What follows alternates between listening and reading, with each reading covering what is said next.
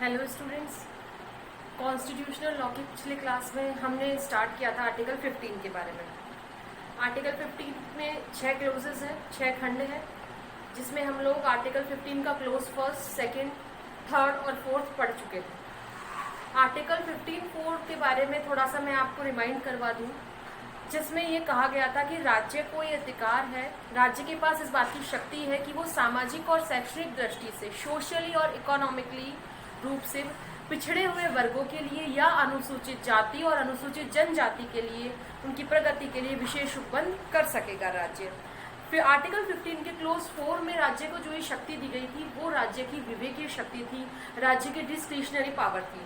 ठीक है, राज्य को ये डिसाइड करना होता है कि कौन सा वर्ग पिछड़ा हुआ है या किस वर्ग के लिए विशेष उपबंध किए जाने हैं। लेकिन इसमें राज्य का निर्णय अंतिम नहीं होता, न्यायालय राज्य के द्वारा निर्धारित मानदंडों की जांच कर सकता है। इस बारे में मैंने आपको अपने पिछले लेक्चर में केस लॉस के साथ में बताया था। इसी आर्टिकल 15 क्लोज 4 को आगे बढ़ाते हुए इसी का आज हमें एक और इम्पॉर्टेंट टॉपिक पढ़ना है, जो बात करेगा पिछड़े वर्ग और अधिक पिछड़े वर्ग में वर्गीकरण संवैधानिक है या नहीं। ठीक है, जिसके लिए हमें यहाँ पर 2 इम्पॉर्टेंट केस लॉस पढ़ने होंगे। सबसे पहले फर्स्ट ऑफ ऑल हम बात करेंगे Balaji versus State of Mysore की।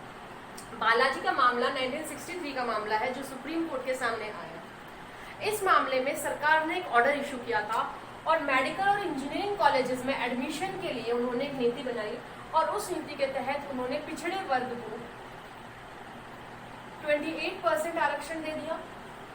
अधिक पिछड़े वर्ग को इस मामले में पहली बार पिछड़े वर्गों को 2 भागों में बांट दिया गया, पिछड़ा वर्ग और अधिक पिछड़ा वर्ग। ठीक है, तो पिछड़े वर्ग को 28% आरक्षण दे दिया गया, अधिक पिछड़े वर्ग के लिए 22% और अन्य जो अन्य अनुसूचित जाति और जनजाति के स्टूडेंट्स थे उनके लिए 18%। तो टोटल कुल मिलाकर आरक्षण हो गया था 68%।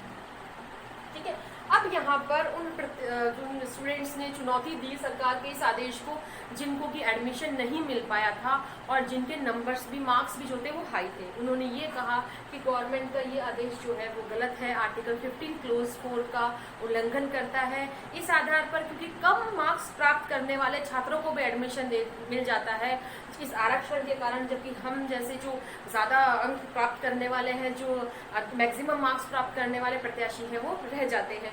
तो ऐसा कहकर इस सरकार के इस ऑर्डर को चैलेंज किया था। अब देखिए सुप्रीम कोर्ट ने, जब सुप्रीम कोर्ट के सामने ये मामला गया Balaji versus State of Mysore, तो सुप्रीम कोर्ट ने गवर्नमेंट के इस ऑर्डर को अनकॉन्स्टिट्यूशनल डिक्लेयर कर दिया कि आर्टिकल 15 क्लोज 4 का सरासर उल्लंघन है, वायलेशन करता है। इस आधार पर कि सरकार, ठीक है, सरकार को अधिकार दिया गया है कि भाई वो आर्टिकल 15 क्लोज 4 के तहत जिस पिछड़े वर्ग के लिए विशेष उपबंध कर सकती है, लेकिन ये विशेष उपबंध करने के उत्साह में वो समाज के अन्य वर्गों की उपेक्षा नहीं कर सकती। समाज के एक बड़े हिस्से को पिछड़े वर्ग में डाल देना भी गलत होगा, आर्टिकल 15 क्लोज 4 का उल्लंघन माना जाएगा। साथ के साथ सुप्रीम कोर्ट ने यह भी कहा कि पिछड़े वर्ग का अधिक पिछड़े वर्ग में वर्गीकरण करना संवैधानिक नहीं है। समझ में आया क्या?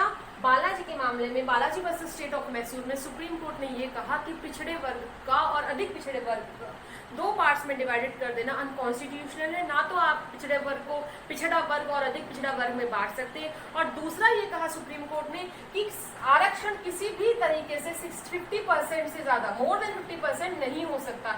यहाँ पर इस मामले में चूंकि आरक्षण 68% जा रहा था, जिससे कि समाज के अन्य वर्ग के जो छात्र छात्राएं थी उनका उल्लंघन, उनको प्रवेश नहीं मिल पाया, जिसलिए उनके राइट्स का उल्लंघन हुआ। यहाँ पर ये कहा गया सुप्रीम कोर्ट ने कि आरक्षण 50% से ज्यादा नहीं हो सकता। इस तरह से बालाजी के मामले में 2 मेन बातें सुप्रीम कोर्ट की हमारे सामने निकल कर आई। पहली तो ये कि सुप्रीम कोर्ट ने कहा कि पिछड़े वर्ग का पिछड़ा वर्ग और अधिक पिछड़ा वर्ग में वर्गीकरण असंवैधानिक है, अनकॉन्स्टिट्यूशनल है, ऐसा नहीं किया जा सकता। दूसरी बात जो बालाजी के मामले में सुप्रीम कोर्ट ने कही वो ये थी कि आरक्षण किसी भी मामले में 50% से ज्यादा नहीं हो सकता। ये 2 बातें हुई बालाजी के मामले में। अब इसके बाद हम बात करते हैं इन 1993 जब इंदिरा साहनी का मामला आया, Indira Sahni versus union of India. इस मामले में सुप्रीम कोर्ट ने अपने प्रीवियस डिसीजन, अपने पिछले डिसीजन बालाजी वर्सेस मैसूर में लिए गए डिसीजन को पार्शियली चेंज कर दिया, अंशतः उसे पलट दिया। सुप्रीम कोर्ट ने इंदिरा साहनी के मामले में पिछड़े वर्ग और अधिक पिछड़े वर्ग के वर्गीकरण को संवैधानिक करार दिया। अर्थात सुप्रीम कोर्ट ने कहा कि पिछड़े वर्ग और अधिक पिछड़े वर्ग में वर्गीकरण किया जा सकता है, ये संवैधानिक है और ये आर्टिकल 15 क्लोज 4 का उल्लंघन नहीं करता है। पिछड़े वर्ग में से अधिक पिछड़े वर्ग को निकाला जा सकता है। इतनी क्रीमी लेयर की हम लोग बात कर रहे हैं, तो सुप्रीम कोर्ट ने कहा कि पिछड़े वर्ग में भी कुछ लोग संपन्न हैं जो क्रीमी लेयर में आते हैं और उस क्रीमी लेयर को पिछड़े वर्ग से अलग किया जा सकता है। उस क्रीमी लेयर को, जो क्रीमी लेयर वर्ग है, उनको आरक्षण का लाभ नहीं मिलेगा। ठीक है, तो यहाँ पर सुप्रीम कोर्ट ने इंदिरा साहनी के मामले में ये बात कही। इसके अलावा ये तो इन्होंने बालाजी के मामले को इस मुद्दे पर, इस बात पर तो पलट दिया कि पिछड़े वर्ग का इन दोनों में वर्गीकरण, पिछड़े वर्ग का वर्गीकरण किया जा सकता है और क्रीमी लेयर को उसमें से अलग किया जा सकता है। लेकिन बालाजी के मामले में दिया गया 50% वाला जो डिसीजन था वो सुप्रीम कोर्ट ने इंदिरा साहनी के मामले में भी माना और ये कहा कि ये बात सही है कि रिजर्वेशन जो है वो 50% से ज्यादा नहीं होना चाहिए। साथ ही सुप्रीम कोर्ट ने ये कहा कि कुछ विशेष परिस्थितियों को देखते हुए, लाइक जैसे दूर दराज के जो राज्य हैं वहाँ की विशेष परिस्थितियों को देखते हुए आरक्षण को 50% से कुछ ज्यादा दिया जा सकता है। लेकिन जैसे नागालैंड वगैरह या जो ईस्टर्न स्टेट्स है उनकी कंडीशंस को देखते हुए बाकी सामान्य तौर पर जो आरक्षण है वो 50% से ज्यादा नहीं होना चाहिए। तो इस तरह से इंदिरा साहनी के मामले में पार्शियली डिसीजन चेंज कर दिया गया। पिछड़े वर्ग का पिछड़े वर्ग और अधिक पिछड़े वर्ग में वर्गीकरण संवैधानिक माना गया, कॉन्स्टिट्यूशन के अकॉर्डिंग माना गया। इसके अलावा 50% आरक्षण की बात को यहाँ पर भी जैसे बालाजी के मामले में कहा गया था, सुप्रीम कोर्ट ने यहाँ पर भी स्वीकार। क्लियर हो गई बात? ये तो हुआ हमारा ये टॉपिक। इस टॉपिक के साथ ही, इस टॉपिक के खत्म होने के साथ ही हमारा आर्टिकल 15 क्लोज 4 कंप्लीट होता है, जिसे हमने हमारे प्रीवियस लेक्चर में स्टार्ट किया था। क्लियर? अब हम लोग बात करेंगे नेक्स्ट आर्टिकल के क्लोज की, आर्टिकल 15 क्लोज 5 की। आर्टिकल 15 क्लोज 5, आर्टिकल 15 क्लोज 5 कहता है शैक्षणिक या सामाजिक दृष्टि से पिछड़े वर्ग या अनुसूचित जाति या जनजाति की प्रगति के लिए सरकारी या गैर सरकारी शिक्षण संस्थानों में प्रवेश के लिए आरक्षण। आर्टिकल 15 क्लोज 5 पहले तो संविधान में नहीं था, ठीक है। आर्टिकल 15 क्लोज 5 आया 93rd कॉन्स्टिट्यूशनल अमेंडमेंट एक्ट 2005, संविधान का 93वां संशोधन 93rd कॉन्स्टिट्यूशनल अमेंडमेंट 2005 द्वारा आर्टिकल 15 क्लोज 5 डाला गया। इसको मतलब कॉन्स्टिट्यूशन में से डालने के पीछे पर्पस था सुप्रीम कोर्ट द्वारा दिए गए इन तीनों डिसीजंस के प्रभाव को दूर करना।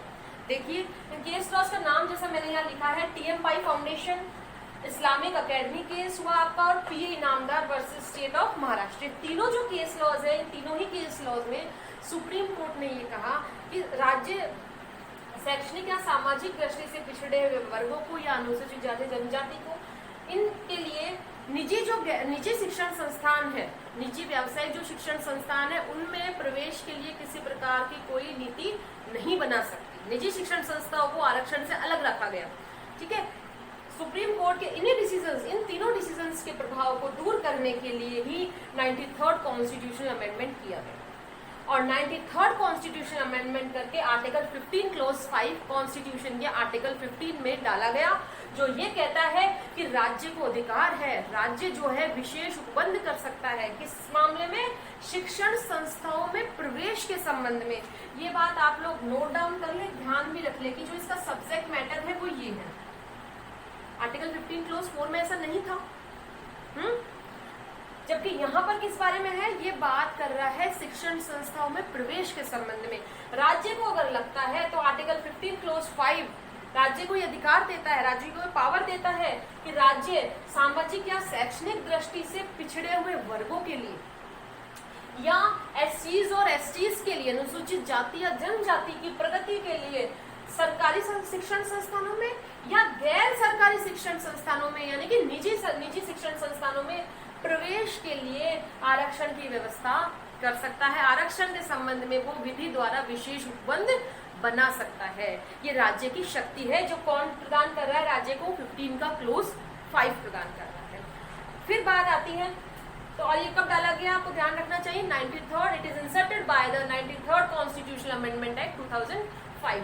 नाउ अब हम बात करें अगर Ashok Kumar Thakur versus union of India के मामले की, 2008 का ये मामला है और ये इसलिए इम्पोर्टेंट है कि इस पर्टिकुलर केस में अशोक कुमार ठाकुर वाले मामले में 93rd कॉन्स्टिट्यूशनल अमेंडमेंट को सुप्रीम कोर्ट के द्वारा भी कॉन्स्टिट्यूशनल डिक्लेयर कर दिया गया था। ठीक है, अशोक कुमार ठाकुर के मामले में पहली दो बातें इंपॉर्टेंट है। पहली तो ये कि केंद्रीय शिक्षण संस्थान प्रवेश में आरक्षण अधिनियम 2006 जो उच्च शिक्षण संस्थाएं हायर एजुकेशन इंस्टीट्यूट्स है, चाहे वो आईआईटी से रिलेटेड हो या आईआईएम से रिलेटेड हो या अदर हायर एजुकेशन से रिलेटेड हो, उनमें आरक्षण की व्यवस्था को भी ये जो अधिनियम है उनमें आरक्षण की व्यवस्था करता है हायर एजुकेशनल इंस्टीट्यूशंस में।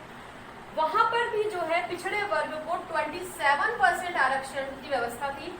इस आरक्षण को कॉन्स्टिट्यूशनल डिक्लेयर किया गया सुप्रीम कोर्ट के द्वारा और ये कहा गया कि यहाँ पर जो है पिछड़े वर्ग को 27% आरक्षण दिया जा सकता है। अदर जो अनुसूचित जाति जनजाति के लिए भी है वो सब सारा। इसके अलावा ये जो पिछड़े वर्ग को आरक्षण दिया जाना है उसमें से क्रीमी लेयर को अलग निकाल दिया जाना है, ये सुप्रीम कोर्ट ने कहा। साथ में सुप्रीम कोर्ट ने ये कहा कि क्रीमी लेयर का जो कंसेप्ट है वो एससीज और एसटीज पर यानी कि अनुसूचित जाति और जनजाति के छात्रों पर लागू नहीं होगा। ठीक है, और ये जो आरक्षण दिया जाना है 27% पिछड़े वर्ग को, ये पिछड़े वर्ग में से क्रीमी लेयर को निकालने के बाद दिया जाना है। क्रीमी लेयर को किसी भी प्रकार के आरक्षण का लाभ यहाँ पर नहीं मिलेगा।